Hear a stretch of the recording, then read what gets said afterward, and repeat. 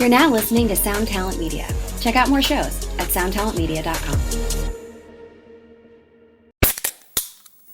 Hey, what's up, everyone? I'm Matt McGachy, the vocalist of Cryptopsy and the host of the Vox and Hops Metal Podcast, where I sit down with fellow metal musicians. We talk all about their lives and music while sharing killer craft beers. If you've ever wanted to sneak backstage and share a beer with one of your favorite musicians, well, Vox and Hops is the podcast for you. This week on the podcast, I dropped a killer episode with Kelly Schaefer of Atheist. There is this episode and over 440 other ones to help you enjoy life, metal, and craft beer. So what are you waiting for? It's time to become a Vox and Hops head. Cheers. Hey, what is up, good people? Welcome back to another episode of the podcast. Thank you so much for hanging out with me. You know I appreciate it. There is a lot you could be doing with your time, and the fact that you are spending it here with me means an awful lot. It really, really, truly does. This week, I have my friend Ian Fowles from the Aquabats back on. It's been several years since he's been on the podcast, and I was really, really excited to talk to him again. It was, I don't know, a couple months ago. He invited me and my son Vincent out to a show, which you hear Vincent on some of the ads on this podcast. He invited us out to a show, and it was absolutely, positively some of the most fun I've ever had at a show. If you've never seen the Aquabats live, you have to do it. As much fun as their music is to listen to, the live experience, they are just one of those bands that you absolutely have to see live. It's so much fun. The atmosphere is so exciting. Everyone is just there to have the best time. So if you've never been, please treat yourself next time they're coming through and go to one of their shows. If you're a parent, even better, take your kids. If you have some young kids in your life that you think should have some more musical experiences, this is a perfect show to take them to. So go see the Aquabats. And that's really all the business I have for this week, I think. And that being the case, I will leave you with a humble request to please share this show with somebody that you think would enjoy it. If there's anybody in your life that you think would enjoy this podcast, please have them listen to it, have them subscribe. And if you haven't left a review for this show on whatever platform you listen to it on, please go ahead and drop a 5-star, leave us a comment, all that good stuff. By us, I mean me, because I'm just here in this shed all by myself. So thank you so much to everybody that's already done that. And without further ado, let's get into this episode with my buddy Ian Fowles from the Aquabats. Here we go.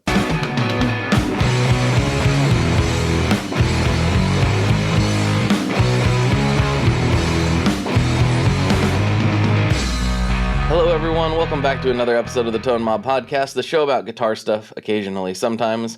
I'm your host, Blake Weiland, and with me today, I have returning Ian Fowles, Eaglebones Falconhawk of the Aquabats. What's going on, dude? Hello, how you doing? I'm doing great. So what's been going on, man? You guys just did a big old tour. We went and hung out at the Portland date, and we had a good time, but yeah, you've been busy. You're a busy man. I know that much. What have you been up to? Kind of, yeah. Doing the Aquabats, and, you know, I have a real job, and I have a family, too, so that keeps me pretty busy. You know, working on a new run of the Falcon Drive pedal. Should be hopefully coming out this year. So new colorway and stuff. It should be really cool. That was a signature pedal I did with RUDETECH pedals out of Nashville last year. Yes. We sold out of the first run and gonna do another. That's super cool. That's a super cool pedal, and thanks for letting me get my greasy mitts on it and make a bunch of noise and all that stuff. That was a lot of fun. It's way more high gain than I think people would probably expect from a signature pedal of yours. Can you talk about that a little bit more? Right. Actually, I got one over here. Oh, there we go. There it is. Oh, well. Yeah. Yeah. I love the graphic on it. It's so cool. Yeah, we wanted to be loud, both visually and audibly. Sure. Yeah, so it's basically kind of clones of two of my pedals. It's a Boss Super Overdrive and a Boss Distortion, the SD1 and the DS1 in one pedal. And then there's a blend knob. You could go from all overdrive to all distortion or anywhere in between. Yeah, for like in the Aquabats, I don't really do much super high gain stuff, but but sometimes you just need it, you know. Yes. I wanted it to kind of be like if someone didn't have any pedals yet, maybe they could buy this one and have a decent intro pedal that could have a lot of different gain sounds from overdrive to distortion. I used to teach a lot of lessons, both in person and online. And, you know, students would ask me like, what's the first pedal I should get? I'm like, probably an overdrive or maybe distortion, you know? So I was like, well, what about both in one pedal? So I kind of had like beginners in mind, but I think it's a great quality that, you know, I use it on my board. Professionals could use it too. And you can pull a lot of different sounds out of it. So it's 2 modded versions of Boss pedals essentially in there. It's got a wide range of tones. So something for everyone, I think, in there. Something for the whole family. I like it. I like it. I want to take just a second and pause. I forgot I was going to talk about this at the top of the show, but I don't usually wear sunglasses during these interviews, but I have on a few of them, and it isn't because I'm trying to be super cool. A lot of listeners know this, but I had an eye injury back in 2011, and sometimes staring at a screen is a little bit rough. So, especially with these lights and everything that's going on. So I'm Mr. Cool Guy today, everybody. That's what's going on here. Dude, eye injuries are no joke. Yeah. I've had a few as well. It was horrible. A bad time. Yeah. Wear your safety glasses and goggles, and I just saw a dude, one of my neighbors, he does a lot of metalworking, and I happened to just roll by. He was doing the same thing that lots of people used to do, and I had done previously, just running a grinder, just totally exposed. He had his ear protection on, so that was good, but his face was wide open, and I was actually wearing a face shield when it happened to me, but that wasn't quite enough. So whoa, wear your eye protection, folks. It's good for you. Trust me. Did it shoot up underneath it? Yeah, it did. It was like a cutoff wheel, one of the thin ones, and I hadn't even got to use it yet. I just hit it. You know, you hook up a tool, and you're like, "Is this thing on?" And you hit the button to make sure it's running or not before you go to use it. And that's what I did, and it just exploded.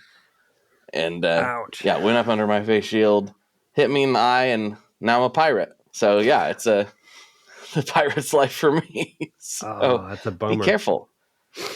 Yeah, it was weird, but I feel like it was obviously was meant to happen for one reason or another, and I know I've told that story enough times that I've had people reach out and be like, I remembered to put on my safety stuff. And one guy in particular was like, I told this young kid I was working with to put on his safety gear, and he had his grinder explode, and it like embedded in his goggles.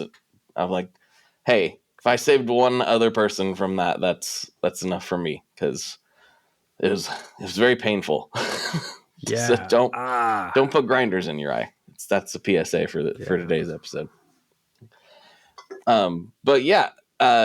Anyway, I don't know how to segue away from that smoothly, so we'll just roughly go away from. I can mention an eye injury I had, not as severe, right. I don't think, but we were filming our TV show, the Aquabats Super Show, around 2011, and a favorite here in this household. So right, thank you. So maybe you'll know this episode. It was called Laundry Day, and we fight this like laundry monster made out of like dirty clothes and stuff. And the people who made the monster, you know, we fight monsters every show, these things that they've built.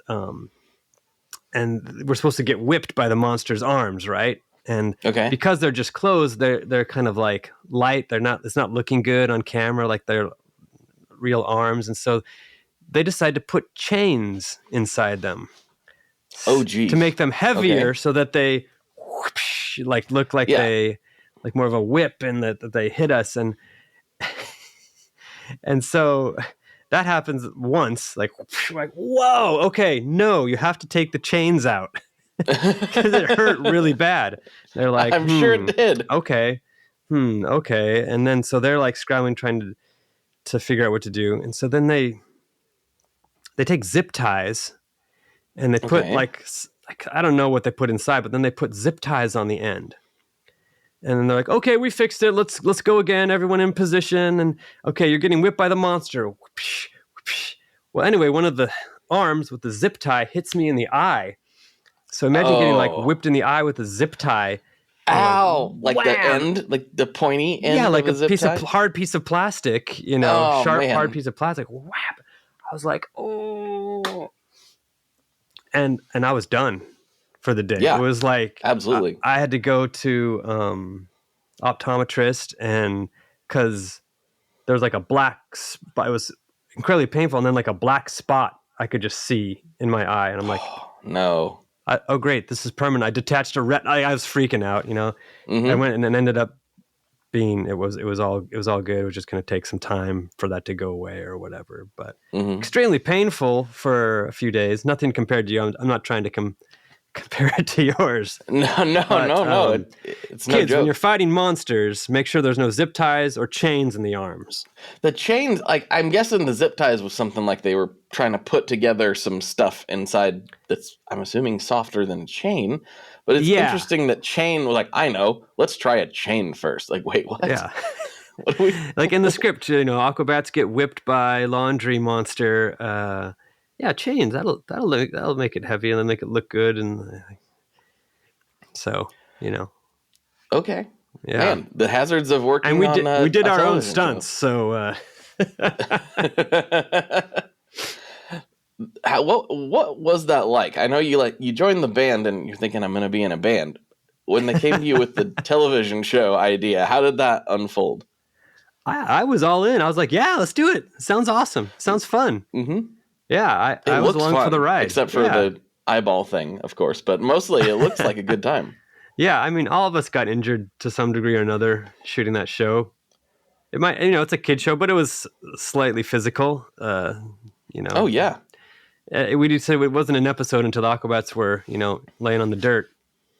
Because every episode we're down on the ground getting beat by some monster or something, Mm-hmm.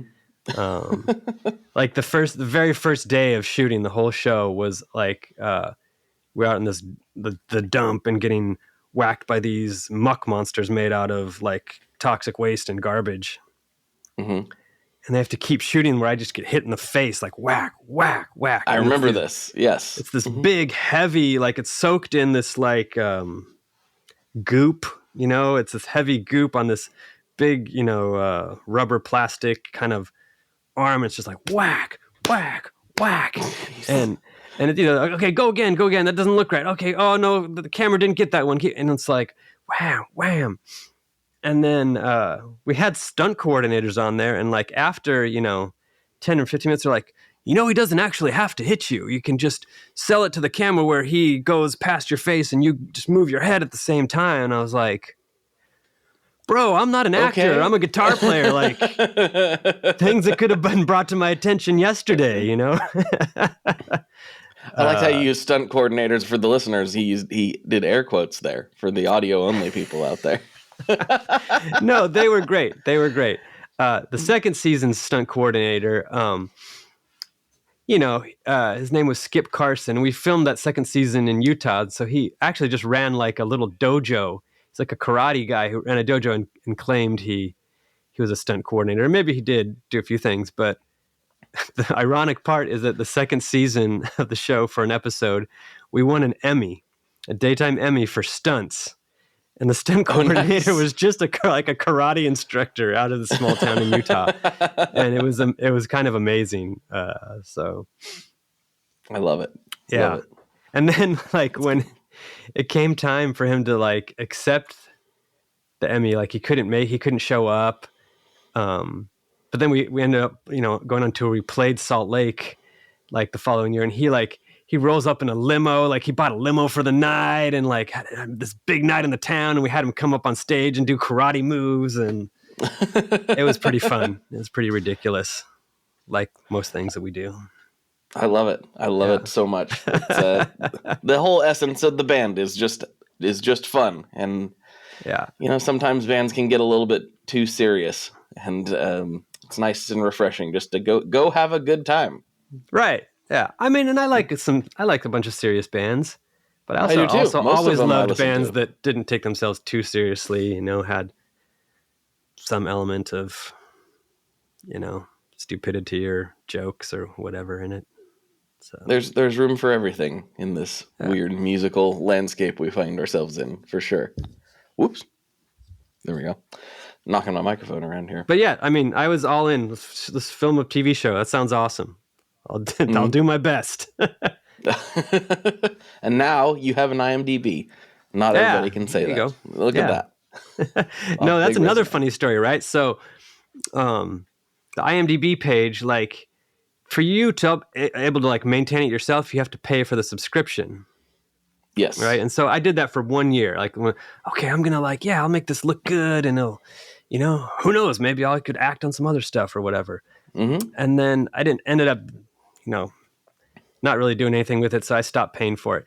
And like, as soon as I stopped paying for it, they like deleted all the pictures that I uploaded. And so now like, the picture of me in IMDb is like a picture of my back from a shot in the show. It's like, it's literally just like my shoulder and back and from the show. And it's really at night and it's this dark shot. And you're like, is that even a person? Like what is that? Yeah, exactly. Yeah. It was like before I had like a headshot kind of thing.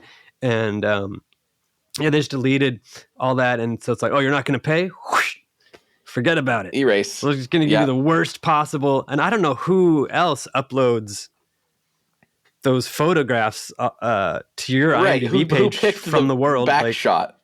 Right. Like who would even upload that as like, wow, this is a great still from their show. It's probably the opposite. They tell their interns, they're like, as soon as people stop paying, find the dumbest picture you can and put it into their IMDb. Yeah. Force them to like want to like keep paying to maintain it or whatever. So yeah, I thought that was kind of ridiculous. If I remember correctly, I think mine's just a letter B, I think is all it is. It's just like, just B. Yeah.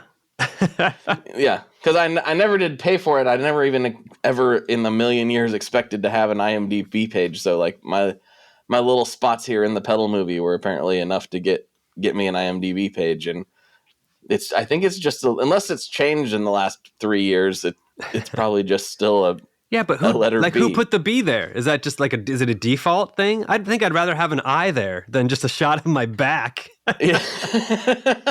It's true. Well, it's probably because you did pay. Like, we got to get him back. Maybe. We got to figure this out. That seems pretty vindictive and a lot of work for like some completely unknown guy who's acted in like 2 things, These tech companies, they got to get paid somehow.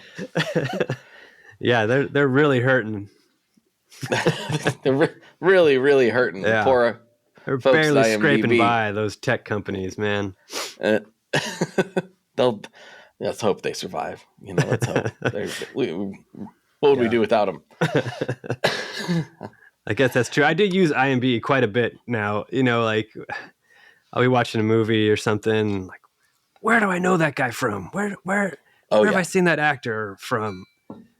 So. Yeah, it's kind of a convenient tool, I will admit. It's true. It's true. I do like it. I hope that it continues to exist. And if they got to try to guilt people into paying for their headshots to be correct, I guess that's what it is. So when you guys finished up Portland, where did you guys go after that? Was you were getting close-ish, if I remember. Was that like midway through the tour? Or, I know you'd been. It wasn't a crazy long tour. It was just mainly West Coast kind of tour. We just kind of headed down the coast from there. You can play numerous dates in California. So I think we did like a week in California after that, basically. Oh, nice. Very nice. I think we did like Seattle, Portland, and then about a week in California, San Francisco, Fresno, Sacramento, Ventura, LA, San Diego. I think something like that. Yeah. It was great. It was a great tour because we hadn't played the West Coast, I think, since before the pandemic, really. We played a couple of local Orange County shows, but we hadn't played like, some of the West Coast, Western U.S. states in like 5 years, I think, at that point. So it was really felt good. Like to me it too. Was great. Yeah. A lot of the shows sold out and it was super fun. It was a really good night. Vincent still talks about it. He had so much fun. Nice. Yeah, I had actually never played that venue before. That was such a cool place. That was the first time I'd been in any backstage or green room environment at that place, so I wasn't sure what it's like. They're all so different. The Hawthorne Theater is a venue I've been to a lot, and I've been in their air quotes green room a lot, and which I put it in air quotes because it's mostly a parking lot. Right. The green room is like a box of chocolates. You never know what you're going to get. Some of them, it's like, wow, this is really nice. Like that, they closed off the whole like secondary bar area. Yeah, no, so that was like kind of tons awesome. Of room. Yeah. That was one of the best little ones rooms to change in, and then that whole bar area to hang out in if you didn't want to be around everyone. Yeah, that was nice. Yeah, you don't get that all the time. Yeah. Then the Roseland, which you've probably played before, is like somewhere in between. It's just more normal, I would say, of a green room. It's just I don't know if I've kind of down in the basement. I might have played the Roseland. I don't know. I feel like whenever we came to Portland, we played the Wonder. The Wonder's pretty nice. I haven't been or Loveland. No, I don't know if that place been. is around anymore. The Wonder's good. I like the Wonder. Yeah. It's a local venue review podcast. That's what we're doing now. I love it. They got great food there at the Wonder. Yeah. Yeah. They do. And there's a great sandwich shop next door, which I don't know how long that's been open, but there's a new-ish sandwich shop next door that's incredible. And there was like kind of cool stuff walking distance. I remember like a little record shop and like a Nike outlet. You could walk around there and kind of have something to do. That's nice. Rest in peace, the Nike outlet. It's no longer there as of very recently. Rest in peace. Yeah. Hi, I'm Vincent, and I'm here to talk about the Maris Mercury X. My dad's always going on and on about how cool Maris is. He really went off on one about the Mercury X the other day. He said something about a 4,800 hertz sample rate and 99 preset locations and 33 banks, and something along the lines of the most advanced reverb pedal ever devised by man? That's all true, but I only care about one thing. This pedal sounds sick. So make sure you check out the Mercury X and all the other fine products at maris.us, as well as fine retailers worldwide. All right, Dad, now can I have my Pocky?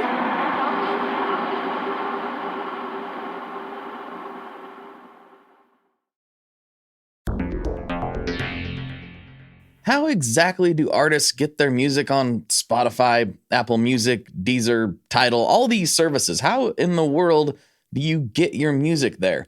Well, in the past, you had to use something called a record label. But these days, you can use DistroKid. DistroKid is the absolute easiest way to get your music up on streaming services, and it's the most affordable way to do so. Not only do plans start at $22.99 for the entire year, that's less than $2 a month, DistroKid also does not take a cut of your streaming revenue, unlike some other services out there.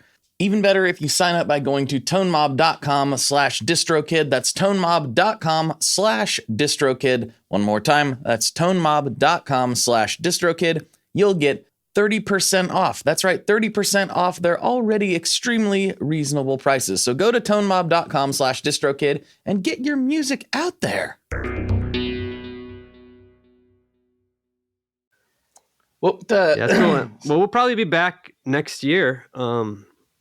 Next year's the 30th anniversary of the Aquabats. Whoa. So, really?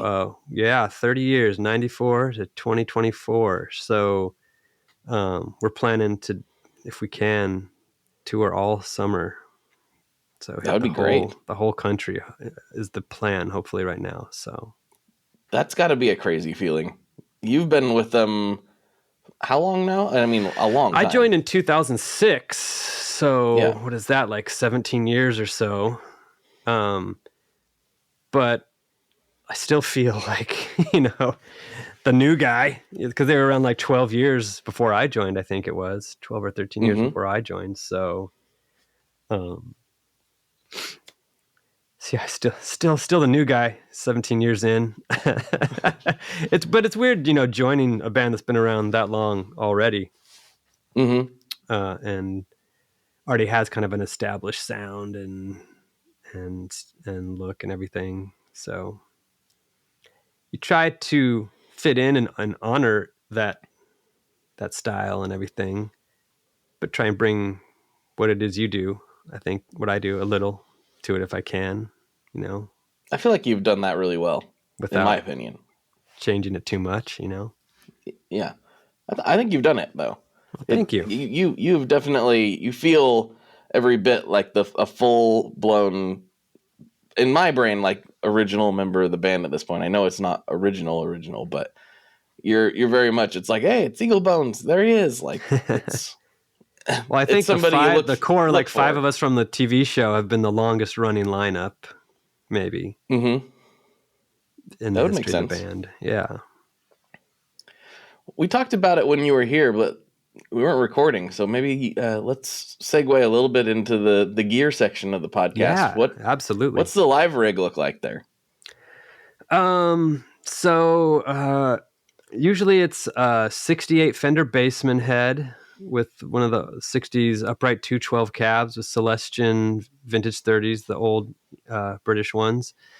And then a satellite Barracuda head with another upright 60s Fender cab, 212 cab with the vintage 30s. But I think on this last run, I took out a super reverb. And I was going to say, I thought there was a super reverb on the stage this time. I was trying to change it up a little. I had one of the reissue super reverbs and the satellite Barracuda with the upright 212 cab.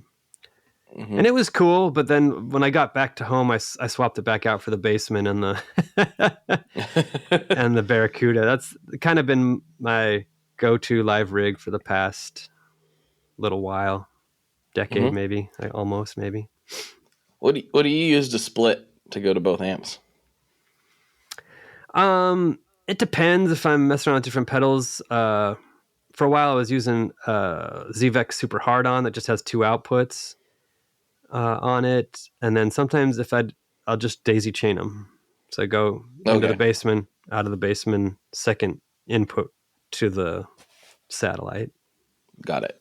But I think maybe at that show, on the last tour, I was using the Keeley 30 millisecond double tracker pedal. Oh yeah, that thing's perfect for that. Love that. The thing is awesome. And then I was, kind of stereo splitting widening the signal with that a little. So it does a really cool thing, right? Kind of almost a chorus effect, right? Mm-hmm.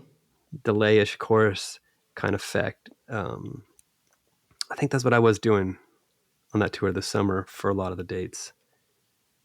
I'm having a bit of a flashback now because we talked about the 30 millisecond, and then I was remembering, like, Chris Benson and I had went down to help Celeste Henderson play. She was doing a show here in Oregon, about 2 hours south of us, and she doesn't tour necessarily with the big. She has these 2 giant pink Bensons, and I don't think she has them with her all the time, but Chris kind of warehouses them for her or something. I'm not exactly sure what the situation is, but either way, we were bringing those down to her, and she was talking about that. Chris had mentioned, that specifically the Keeley 30 millisecond, or if you have a stereo delay or stereo anything that you can put 30 milliseconds being the number, that keeps it, gets rid of phasing issues, and it just kind of makes it feel wider and sound cooler when you're running 2 amps. Because I've had people, I love playing stereo and I love playing with more than a normal amount of amplifiers. And I've had people reach out like, oh, I tried it and it sounded thin and weird. It's like, because you've got some phasing issues going on with the cone that I did not elaborate on. So that can help a lot of that. And I was doing a thing with that super reverb, which you can do is like jumping the channels on that. But you have, because the channels are out of phase, you have to use like an AB box that has a phase switch. It's the radial ABY. Has a ground lift and a phase switch. because on a lot of the Fender amps is when you run if it has two channels and you run them together, you get a rad sound out of it.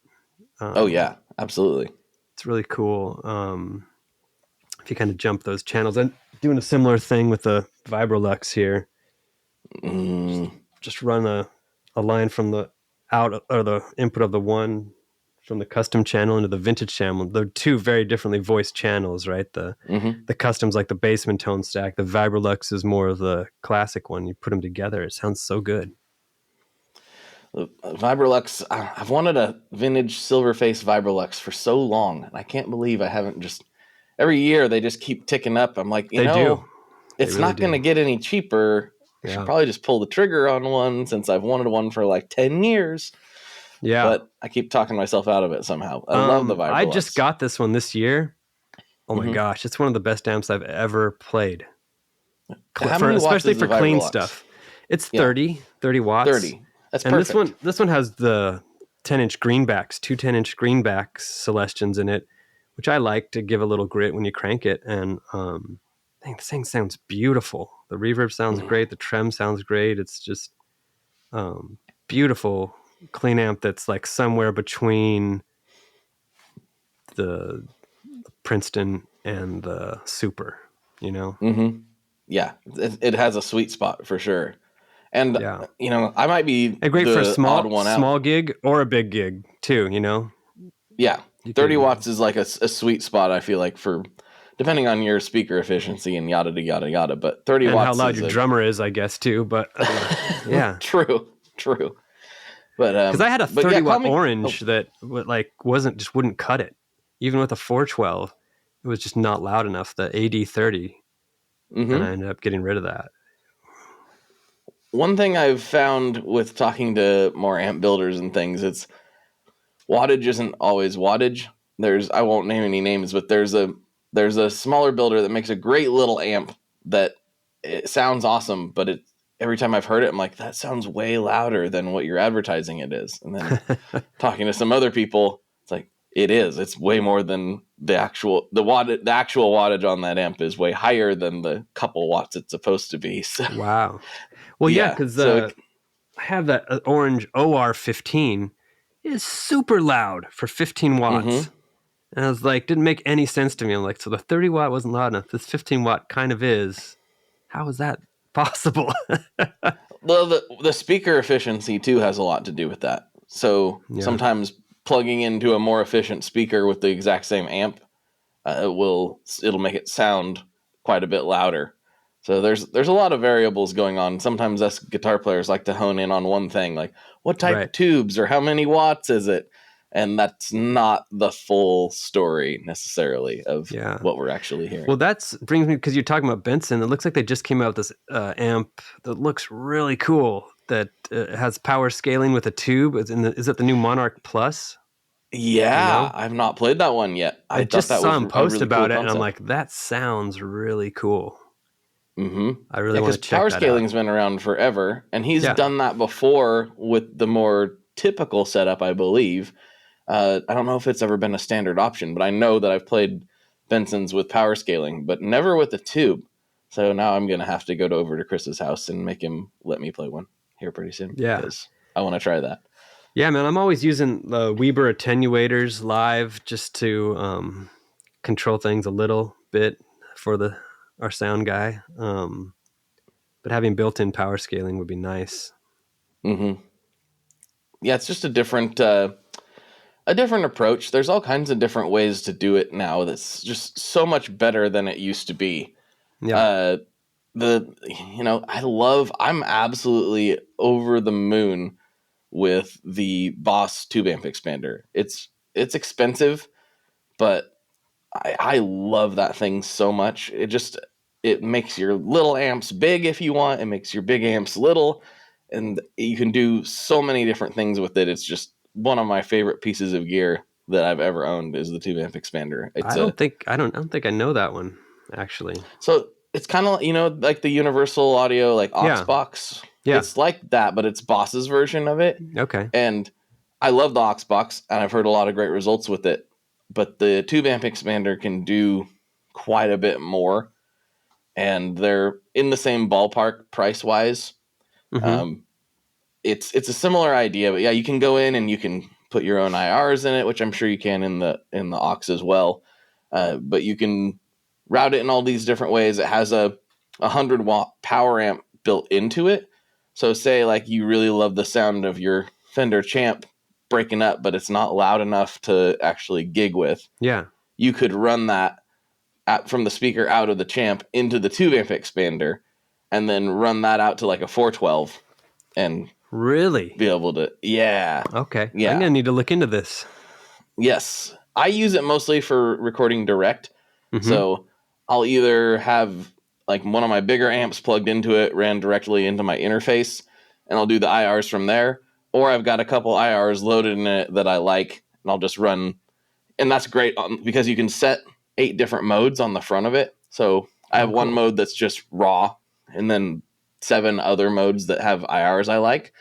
And I can just run those into my interface, and it sounds absolutely incredible. Like I've gushed about that thing a lot over the last year or so that I've had it, but nothing has made it's a serious have your cake and eat it too situation when it comes to having a tube amp in the modern era. It's such a cool piece of kit, but definitely going to have to check that out. Yeah. It's not cheap, unfortunately. Right. I think it's like $1,200. It's about the aux box, right? Yeah, somewhere in that ballpark. But man, I love it. It's so good. Wow. When did it come out? That was not an ad. It actually came out in like, I want to say like 2019, I believe. It's been around for a while. And I got a demo of it at NAMM when it was released. They took us in the room and showed us all the software. And I haven't even fully explored all of the options, right? But it's super flexible in that regard. But then I wanted one ever since then. I gotta get one of those. Gotta get one of those. I almost pulled a trigger on a used one. And then I happened to be talking to Boss about something else. And they were like, okay, well, let us know what you think. Go live with this one for a little while. And I was like, you can't have it back. It's mine. I need it forever. So let's work out a deal. But I really do love it. Like very, very much. That's awesome. That was not, they didn't ask me to say all that. It's all good. No, man. I mean, yeah, if you like it, talk about it. Yeah. I probably don't talk about it enough for how much I actually use it. Yeah. It's a well-used piece of kit here in the shed. Nice. Sure. It's also like kind of hidden. You can kind of see the vertical pedal board over my shoulder there. Yeah. That's sitting on top of the tube expander. Oh, cool. So it's kind of sunk down into my tool cart of tone. That's a good solution. It's hard to find solutions for, storing pedals and different things, limited space. I just have a bunch of my pedals in this like plastic bucket from Walmart, Well, I saw somebody on Instagram do it. I don't remember their handle off the top of my head. They had a bigger box, and I thought that's a perfect solution. Yeah. And then I thought about these carts that have the open top on it. I was like, I could put a vertical board in there. I could put like drawers. I've got one of my my tube amp heads down on the bottom shelf that's ran up to the tube amp expander almost permanently. So everything, I just grab 2 cables from the cart, roll it over here, plug it into my interface, and I'm ready to record pretty much at any time, which is just like removing barriers to being able to create stuff, I think is an important thing, whether that's songwriting or just wanting to noodle. Like if you can make that like cut down some of those walls, it's like, okay, I got to get up out of my chair. Okay, I got to walk over here. Like if there's just a guitar sitting by your chair, you can just grab it. Right. Yeah. Yeah. Just removing barriers to creativity, I think, is really important. I'm actually planning on a little video about that later this week. I agree. I'm just like, this is my little garage setup in here, and I just pretty much leave it wired all the time. So if I have an idea or something, I've already got the, like, you probably can't see it, the like Audix cab grabber thing, just kind of permanently on the amp with the mic right in front of the speaker. It's wired up to my interface, and so it's like, just turn on the amp, turn on Pro Tools, and then have the like what's it called, the session template ready, ready to go. Yep. So it just, you don't have to like open all tracks, just like click, click, click. Okay, here it is.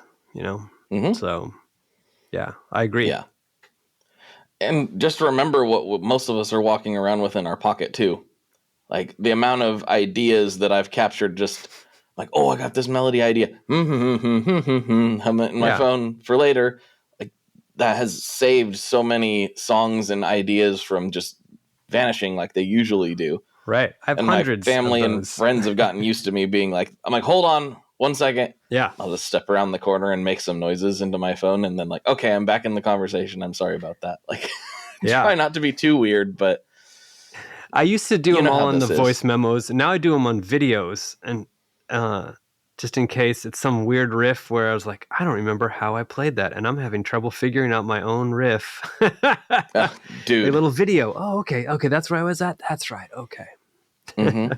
And I feel if it's videos, like I kind of forget about the voice memos are there sometimes, but videos, you'll be scrolling through your phone like, I forgot about that. I forgot about that riff. And you come in contact with it more often maybe. And then I have a little separate folder of song idea videos in my phone. So yeah, it's a great tool. I think that has a lot to do with how much music is out there now.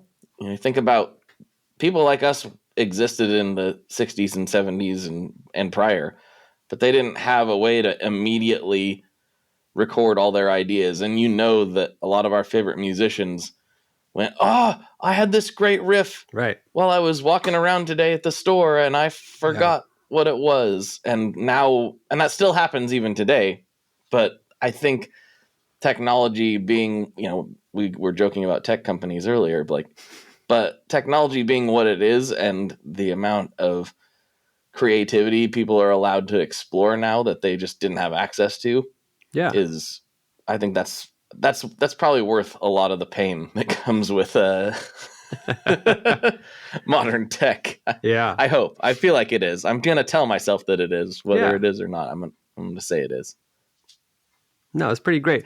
I mean, your phone is like, it's kind of life-changing, when you get a smartphone. And speaking of like tools for songwriting, like shared like drop boxes or whatever with the band. So now, we can do a lot of work via our phones as far as like sharing song ideas and then emailing each other song ideas. And then, all right, I put it into my session and I add something to it and send it back. And, I've got, just recorded a new song last night idea, right, at band practice, and we're working on a new record right now. And our drummer Ricky will record it. We'll go through, record it, and then he'll email it out to everyone. So everyone's got it on their phone. So you got to listen. You can listen back to it immediately and start thinking of like, okay, what else do we want to do to this song? And so it's a great tool for like connecting with the band. And you can be working on stuff outside of band practice. So band practice now for us is like as focused as it can be. It's like we got so much other things, jobs and families going on, and we're not super full time with this. So it's like we can squeeze it in when we can. We got to make good use of the in-person time where you need that in-person, like throwing ideas around and working stuff out. That it's nice to have the other tools to work on the stuff when you're not around and keep things moving, Absolutely. Yeah. You just read my mind where I was going with the next line of questioning, though, because we are brought to you today by Sweetwater, specifically the Gear Exchange. You may have heard about this. This is a place where you can go to buy and sell your used gear. Maybe you got a pedal over there that's just kind of collecting dust. Maybe there's something you've been eyeing from the Sweetwater catalog. Well, right now is a great time to turn that unused gear into something you're actually going to use. Even better, if you sell on the Gear Exchange, you can keep 100% of the sale as long as you choose a Sweetwater gift card as your payout method. That is not too shabby because, let's be honest, most of this buying and selling we do is just to fund new gear purchases, and that is a great way to reach a wide variety of customers and keep 100% in your pocket, or rather on your pedal board. So go check out the Sweetwater Gear Exchange and turn that unused gear into something that's actually going to help you write that next huge riff.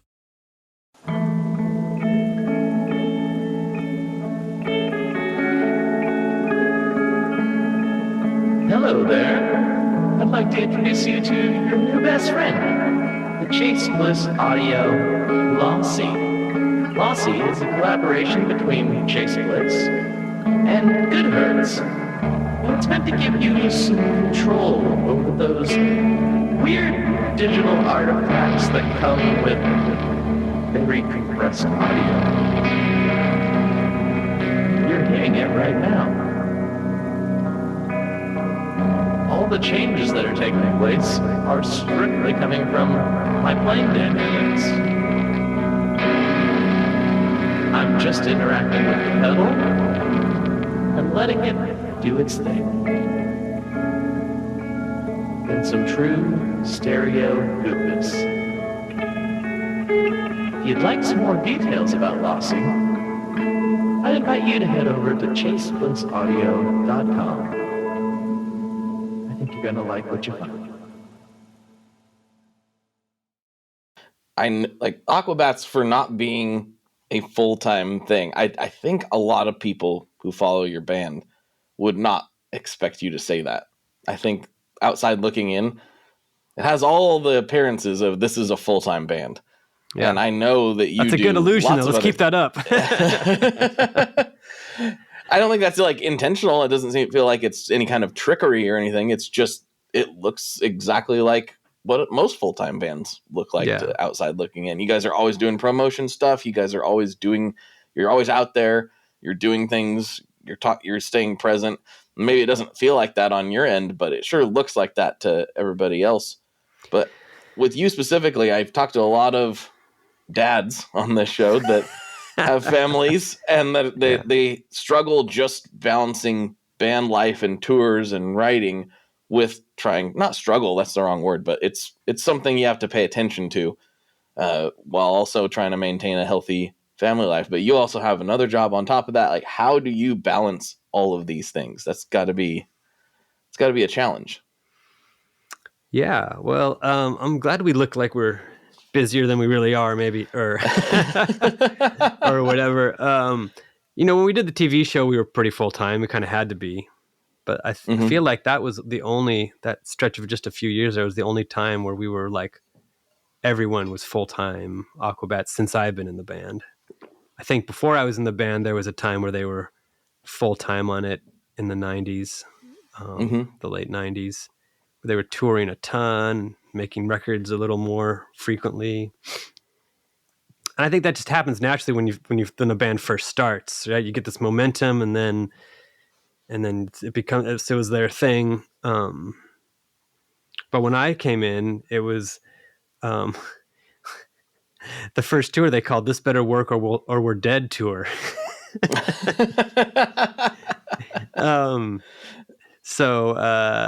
It was, since I started, it was part-time all the time. And except for that window when we made the TV show, I think, because that was all consuming, every day, all day. But yeah, it's a challenge with everyone and trying to juggle crazy lives as you get older, right? And responsibilities kind of stack up. So, hopefully we can keep it going like this. We have a great kind of booking agent and management team, I think, too. Within the last just few years, we've had our booking agent forever, Stormy Shepherd from Leave Home. She's amazing. But the kind of management team we've had come in since we did a Kickstarter in what was that, 2017 or 18, and they originally helped us with that, and then one of them kind of stayed on to help manage us, and it's kind of revolutionized us in our merch and our kind of social media presence and stuff, and kind of kept the ball rolling. So Jordan and Jessa, these are amazing, and they've really kind of helped that perception and helped reach out, especially with our merch thing. You know, a lot of bands, this happens to happen to us. Like, we're getting screwed over by our merch companies. And in a lot of different ways. And it seems like that was always the case at some point. And now we do all of our merch in-house. And so it's like coming up with new products is really, really fun. We can have a lot of input in them. We'll do kind of short runs where we'll do pre-sale first. And if it hits a number of pre-sale, then we'll make the item.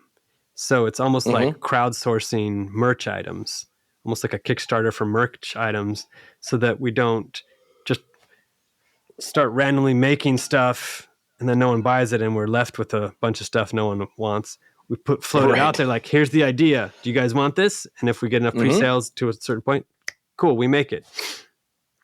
So it's kind of a whole different philosophy, than a lot of other bands used to do. So, and keeping items fresh and new ones every few months and stuff is cool too. So, and yeah, we're all kind of doing other things too.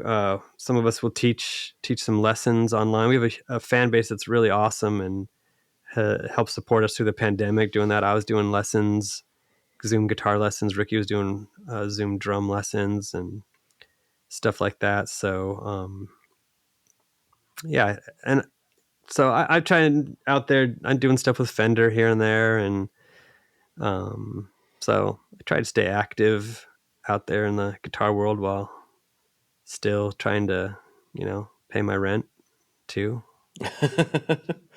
So ever evolving challenge. The eternal keeping struggle, the roof over your head. Yeah.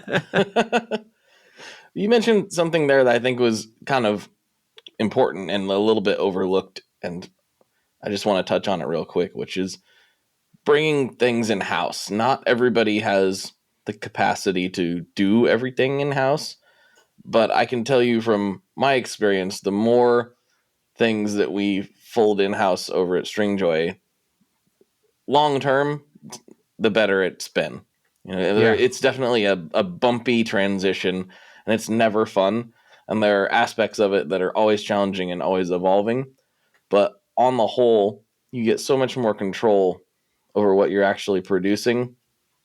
It's a lot of work. It's definitely the quote unquote hard way to go. Yeah. But the end result is better for everybody, I think. And if more bands could do that, and I'm not even saying like you have to sit down and screen print all your own t-shirts. Like, we're not printing our own stuff. I mean, right. That would be cool too. But, we are kind of housing it and shipping it and stuff. So yeah.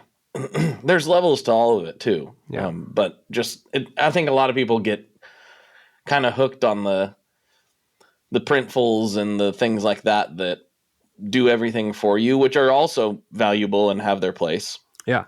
But don't get stuck thinking that's the only solution, because you might be better served putting your mitts into it a little bit more and seeing what you can do and end up with a little bit more margin and all that stuff. So yeah, it was just honestly something to think about. A big part of it was like the accounting on it all, and just knowing exactly what we sold and exactly what we made, and not relying on anyone else for that, without going into too many details.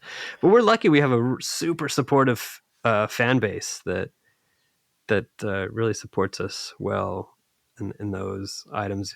There's an element to some Aquabats fans that are kind of the comic book collector kind of mentality. They want every t-shirt or, right, stuff like that, which is really cool.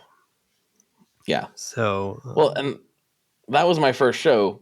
That was my first Aquabats show, even though I've been following you guys forever. That was the first one I'd went to, and it was exactly what I thought. And hanging out with everybody there it's just a different vibe. I mean, there was some hardcore punk rockers there. There was a lot of, regular old dads like me, and but the vibe was all the same. Everyone was there to have a good time and nothing else. There was no other agenda, but like, we're just here to have the best night that we could possibly have and enjoy ourselves.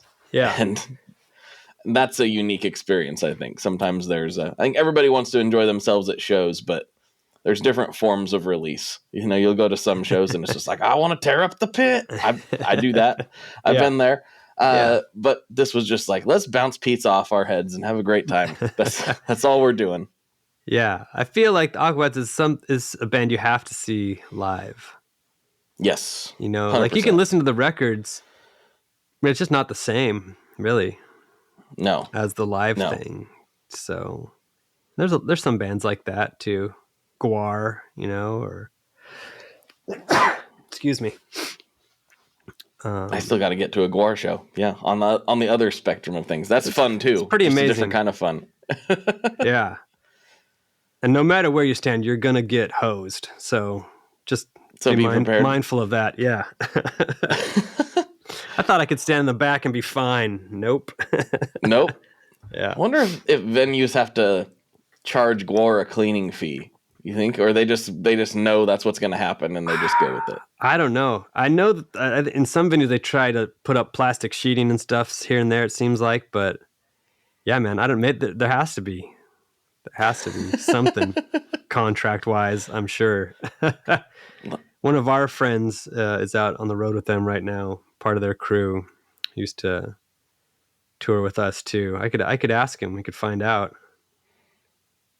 But I think that it's even more of a production than us, you know, with the buckets of blood being rained down upon the crowd. Yeah, it's an intense overall. I mean, I've seen clips, and I can only imagine being there. I don't know. That's a life goal. I've got to see Guar one of these days. Well, they're on tour right now. Check it out. Maybe they're coming through. Ooh, I know what I'm Googling after this is over. Well, Ian, we've reached close to the end of the main episode, and I definitely got some weird stuff I want to talk to you about over on Patreon. All right. But as tradition would dictate, this is the point in the show where I would like the guests to take the floor, you know, shout out anybody you want to shout out, plug anything you want to plug, say anything you want to say to a few thousand people right now. The floor is yours, and then we'll go into the classic questions, which you've experienced before, but we'll see if there's any updates there. Okay. But right now, the floor is yours. Well, yeah. Keep an eye out if you're interested. Aquabats RUDETECH Falcon Drive pedal. Yeah. Version 2.0 will be released soon. I don't know. I don't know what else to say. Been really digging Earthquaker devices recently. Oh, yeah. Absolutely. Using a bunch of their pedals. Been really fun. Yeah, I don't know. That works. I got nothing grand to say today. That works just fine. All right, man. Well, you've kind of answered this already because we just talked about this pedal, but maybe we can add an additional one to this. But what is your favorite Boss pedal? Well, classically, it's been the Super Overdrive. That's been my go-to. If I had to do a second... Let's do a second. Maybe even a third, since you already mentioned the DS1. So we'll let you get away with multiple here. Oh. What do we got here? The CH1, the Super Chorus. Ah, yes. Very nice. Yeah. The Super Overdrive was my first pedal. This was my second pedal. I still think it's a second pedal ever? Yeah. Wow. I still think it's a pretty decent chorus. Mm-hmm. Definitely for that like early 90s kind of heavy metal chorus sound, you know, when it's used with the distortion. So, yeah, we'll go CH1. I think that's the first time that's been pulled as a favorite. So you win there. All right. Yeah, I was, when I was first starting playing guitar, I loved Zakk Wylde, and I remember him using the super overdrive and the super chorus, which is probably a big reason for me getting these. But I've used it a bunch over the years. Is that the one that you originally got to? Yeah. Still kicking? Probably like 1992. Yeah, it's sad. It's a little gross. As everyone's favorite pedals get a little gross over time. Yeah. I love it. Yeah. All right, final question. Here we go. What is your favorite kind of pizza? Has it changed? You still sticking with your original answer, which I'm a little foggy on. It was quite a few years ago now. It was John's Pizzeria on Bleecker Street in New York City. On Bleecker, that's right. I think it's going to have to stay. I love that place. I think it's going to have to stay there. Yeah. I love John's. That was incredible. Incredible experience. John's on Bleecker is legit, everybody. Go. If you're in New York, you're not vintage, John's on Bleecker. It's like the pizza you kind of dream about. Like, oh man, I wish I could go to New York City right now for that pizza. New York City infected my family, which is that sounds like a punk rock album, but or a memoir. Yeah, but like my wife and I constantly will just sometimes we'll be eating pizza here and just like look at each other. Like, we really need to go back to New York City. That's true. It's just not quite cutting it. There's some amazing pizza places here in Portland, and next time you're here, maybe we can go around. But the something about New York City. Yeah. The hype is real, everybody. It really is. Really is. Mm-hmm. It's the patina. It's the history. You know? It's the history. It's the vibe when you're sitting. I remember sitting there like looking up at the buildings and just eating a slice on the street and going, yep, there's something. Yeah. It's a vibe. It's a flavor. It's a texture. It's the whole thing. I'll give you a second. Can I give a second one, though? Since let's do it. I did that same one last time. Second one is Gino's East in Chicago. Okay. That one I can't speak to. Yeah, it's the completely opposite. Dish. It's the deep dish. It takes like 45 minutes to make. You know, one slice will pretty much do most people in. It's incredible. I lived in Chicago for a little bit when I was a kid, and so I have some just awesome memories of that place too. So I need to go to Chicago. I've probably said that 20 times on this show over the years. I've never been to Chicago. Oh man, it's a great city. That. It's a great town. One of these days. Well, dude, thank you so much for hanging out. Yeah. I always enjoy talking to you. And thank you. We can slide over to Patreon and get weird. Does that work? Let's do it. Yeah, let's do it. Thank you. All right, everybody. For Ian, this is Blake. And as always, folks, good luck and good tones. All right, folks, there you have it. I hope you enjoyed this episode. Of course, there is more over on Patreon. If you just gotta have it, for $5 a month, you will get extra episodes beamed right to your ears every single week. And thank you to everybody who does that. That $5 actually does move mountains for me. So thank you so much for the support. It really means a lot. And also, you'll get access to the ad-free feed over there. If you just want the ad-free feed, you can get that for even cheaper, but for $5, you'll get extra content every single week. Thank you so much for hanging out. I really appreciate you, and I will talk to you all next week, or maybe even a little sooner. We'll see how this shakes out. I got some content in the can that I'm trying to get out there. I just need a little time to get it cut up and ready. All right. Thank you all so much. I appreciate you. Talk to you on the internet very, very soon. One last thing before we totally sign off here. I just want to remind you that if you do any shopping at Stringjoy, that's Stringjoy guitar strings made in Nashville, that will help me out as well. As I've said for years, I'm heavily involved in that company, and I really do think they're making the best products on the market. So if you would like to try custom strings, go to tonemob.com/stringjoy and check them out today. I seriously love what the team down there is doing. I help them out with all kinds of things, and by you supporting them, you are also supporting me as well. And hey, you need some strings, so why not get some custom strings just for your guitar and playing style? Again, the link for that is tonemob.com/stringjoy, and that will take you right to their website, and you can do all your shopping through there, and that will help everyone involved out. So thank you very much. Talk to you next time. We are brought to you by the wonderful folks at Gun Street Wiring Shop. Yes, Gun Street Wiring Shop. I've talked about them before. I used to say based out of Bend, Oregon, but guess what? Sean moved to my neck of the woods. Sean's in Portland. Sean is awesome and has helped me with a bunch of stuff lately, and if you have wiring needs for your guitar, he can help you too. If you want to get weird with it, he can get weird. If you just need to spruce things up a little bit, there's your guy. He takes all the guesswork out of doing your guitar wiring, and he makes it simple, and his customer service is top-notch, and I can't say enough good things about Gunstreet as a company. I really respect Sean and what he's all about, and the product is top-notch. I've got 3 different guitars that now have Gunstreet harnesses in them, and I could not be happier. So go to gunstreetwiringshop.com and check them out.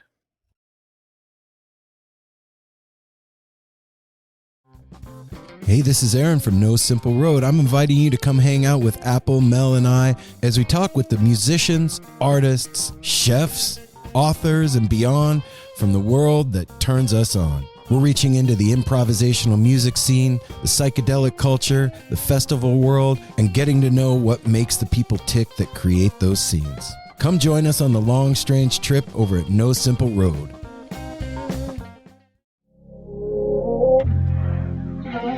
This is the story of Whitney Houston, This is the story of Kurt Cobain, of George Michael, of Otis Redding, of Amy Winehouse, of Michael Hutchence, Bob Marley. This is the story of Prince, It's a new podcast series. about how they died, why they died, and why we're still talking about them so long after.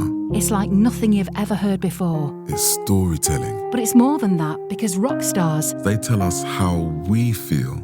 They change our mood, they change the clothes we wear, the people we hang out with. the way we remember things. It's them who give us those ludicrous moments, the ones where you... Jumping around, singing your heart out, feeling understood. And it's those moments we'll help you remember, the ones you're thinking about right now. That feeling That feeling. is coming soon from Crowd Network. Just search for Death of a Rock Star on your podcast app. And subscribe now.